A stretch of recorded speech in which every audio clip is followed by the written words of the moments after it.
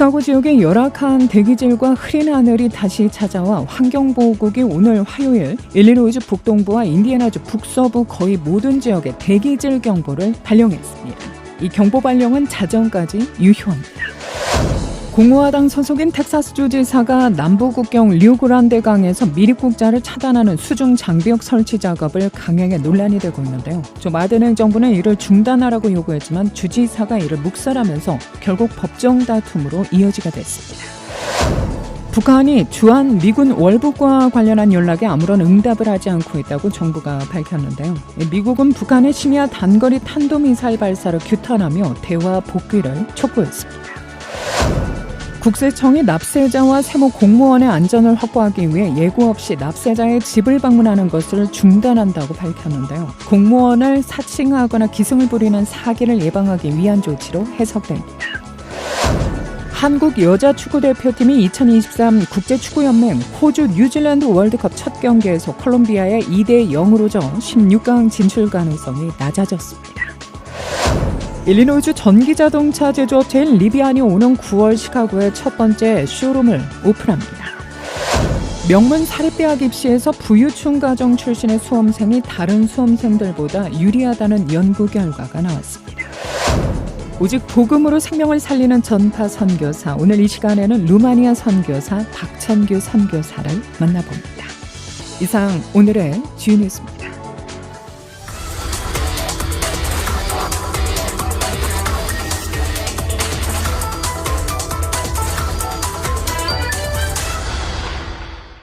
여러분 안녕하십니까? KBS 모닝 포커스 데일리 뉴스 시작합니다. 이 시간은 최신 학문과 기술 연마를 통해 최상의 치료로 보답하는 김광수 씨과 모든 보험을 원스톱으로 해결해드립니다. 한인 사회를 위한 박상화 종합보험. 시대가 변하고 세월이 흘러도 영신이 추구하는 정신은 변하지 않습니다. 최고의 상품으로 소비자의 행복을 책임지는 영신건강 제공으로 함께합니다.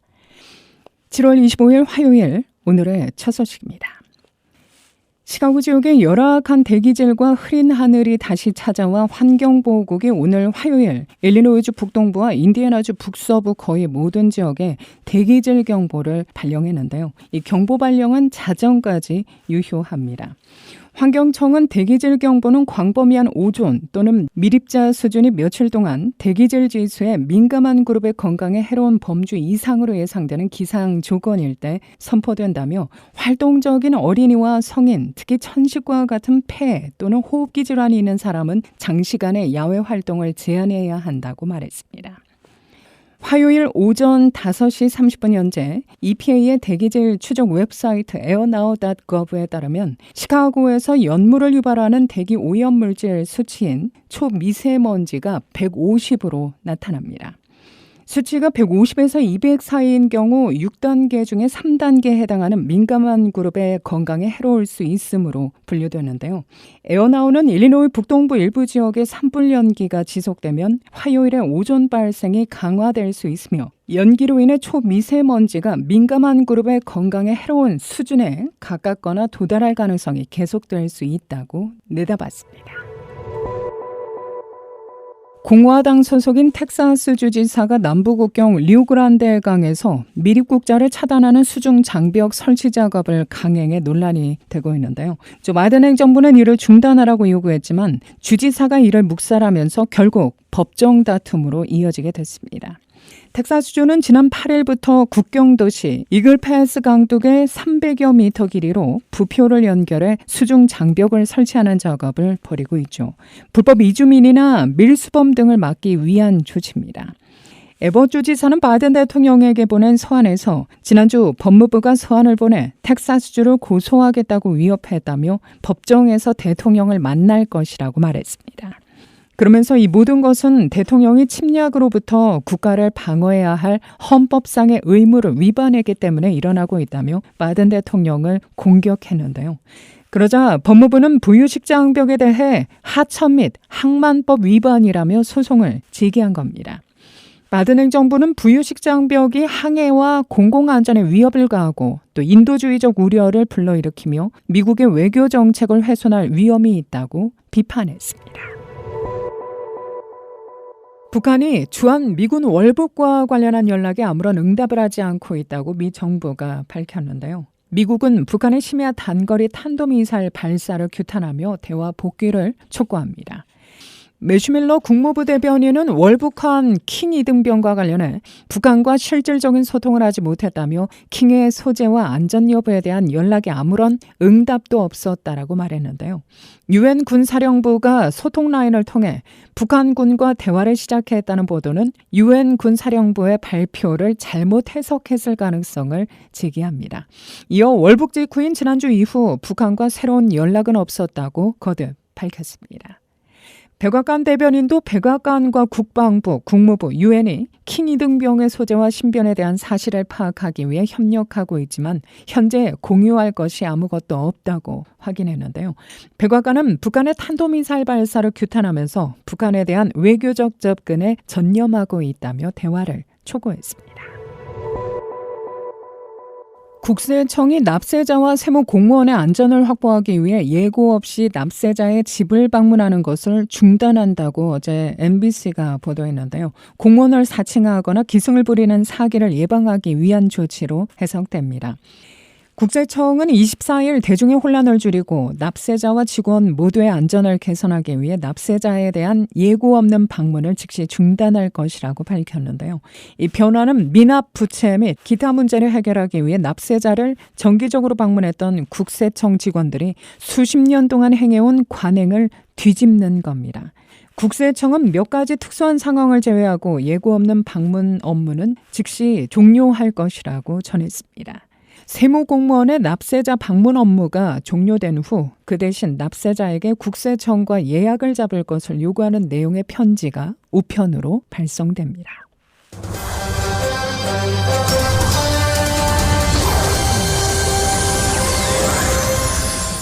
오늘 모닝포커스에서는 시카고를 비롯해 전 세계 오직 복음이라는 가치를 바탕으로 선교 활동을 펼치고 있는 분을 직접 만나 이야기를 나눠봤는데요.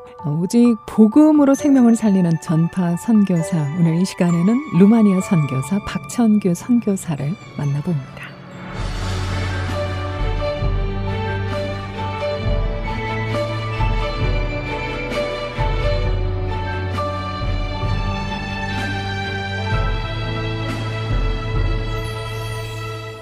미국과 루마니아로 오가며 일상에서 하나님의 복음을 실천하는 박천규 선교사를 만났다.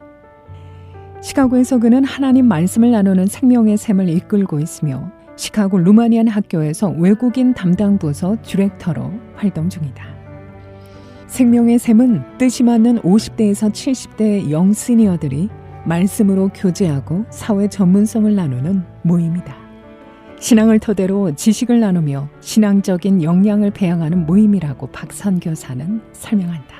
나이 제한을 두는 건 아니지만 제 그 모임의 타이틀이 영 시니어 미니스트리예요. 영 시니어. 이제 유엔에서도 그 나이를 새로 구분한 것처럼 50대에서 70대까지 이제 80대부터는 저는 시니어라고 보는 거죠. 그래서 50대, 60대, 70대 가장 이 사회적으로 활동이 강력하고 또 60대 정도 지나면 하고자 하는 일들이 많잖아요. 그런 것들을 선교적인 면에 우리가 좀 함께 힘을 모아서 투입하자. 일반 사람들, 더 젊은 사람들은 아직 뭐 살아야 할 일도 많고 또 해야 할 일도 많지만 요 나이는 조금 여유가 있는 것 같고 시간적으로나 생활적으로 그래서 제가 집중적으로 이 세대에 있는 크리스찬들을 모아서 좀 하나님의 나라를 건설하고 확장하는데 함께 힘쓰자 이런 의도로 지금 생명의 샘 모임을 하고 있는 거죠.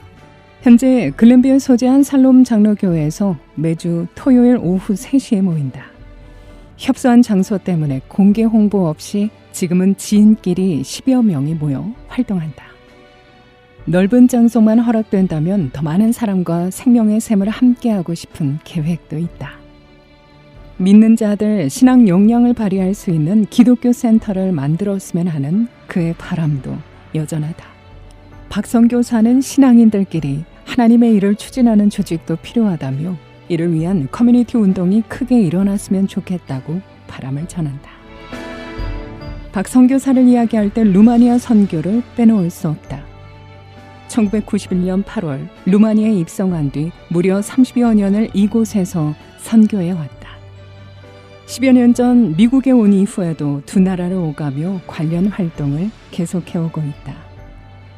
루마니아에서는 선교나 목회의 뜻 있는 현지 신앙인을 집중 훈련하는 일을 한다. 그리고 이들을 그 나라의 복음화 안 된 지역이나 다른 나라에 파송한다. 그동안 함께 사역한 사람, 양성한 제자들이 세계 각지에서 많은 활동을 하고 있다. 박 선교사는 생명의 샘이 하나의 명칭이라면 선교회는 다민족 선교회를 말한다며 현지 사역자에게 선교 마인드를 심어주고 그 사람이 자기 민족을 복음화하는 것, 그게 다민족 선교의 개념이라며 자신의 활동을 규정했다.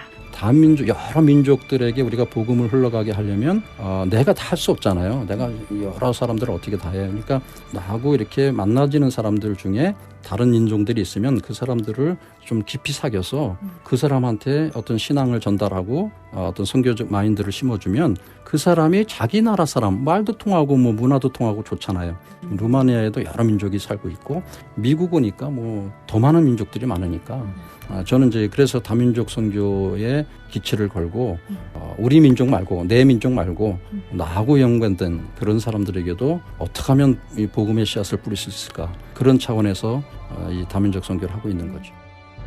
현재 미국에서 루마니안 학교 디렉터로 일하고 있는 것도 루마니아와의 인연 때문이다.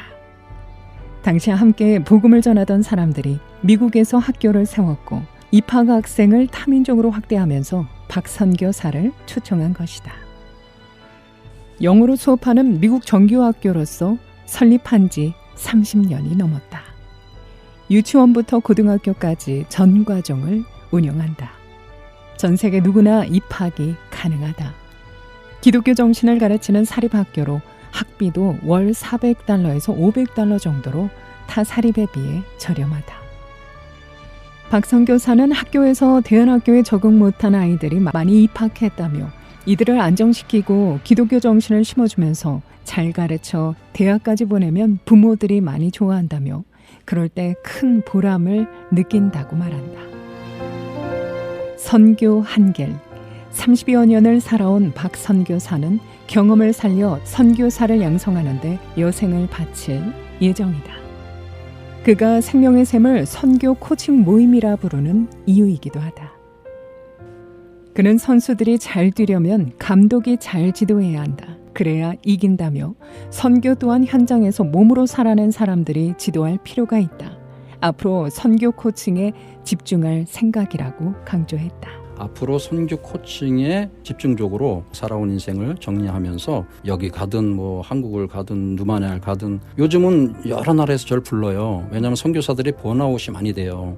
그래서 그 번아웃 되는 선교사들이 어떻게 하면 좀 계속 지속할 수 있고 또 주변에 있는 현지 교회나 현지 신앙인들하고 함께 가는 선교 활성화를 하는 거. 선교가 지금 자꾸 이렇게 다운되고 있어요. 그리고 사람들이 자꾸 이제 잊어버려요. 옛날에 으쌰으쌰 할 때는 막 교회마다 어디마다 막 선교 이랬는데 지금은 이제 그게 너무 이렇게 좀 소강 상태라 저는 다시 선교의 그런 동원, 선교 도전, 뭐 이런 것들에 이제 집중적으로 제 남은 삶 거기에 이제 집중적으로 사역하려고 계획하고 있습니다.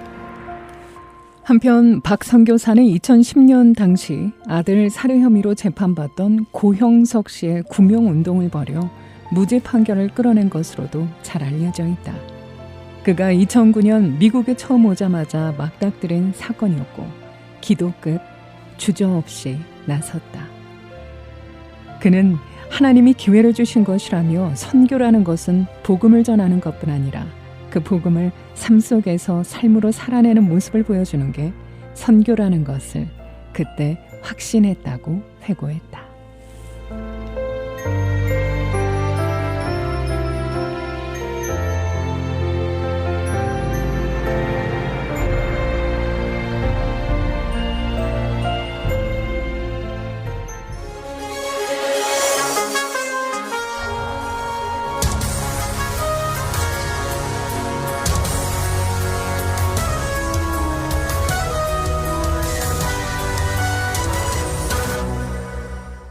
다음 소식입니다. 한국 여자 축구대표팀이 2023 국제축구연맹 호주 뉴질랜드 월드컵 첫 경기에서 콜롬비아에 2대 0으로 져 16강 진출 가능성이 낮아졌습니다.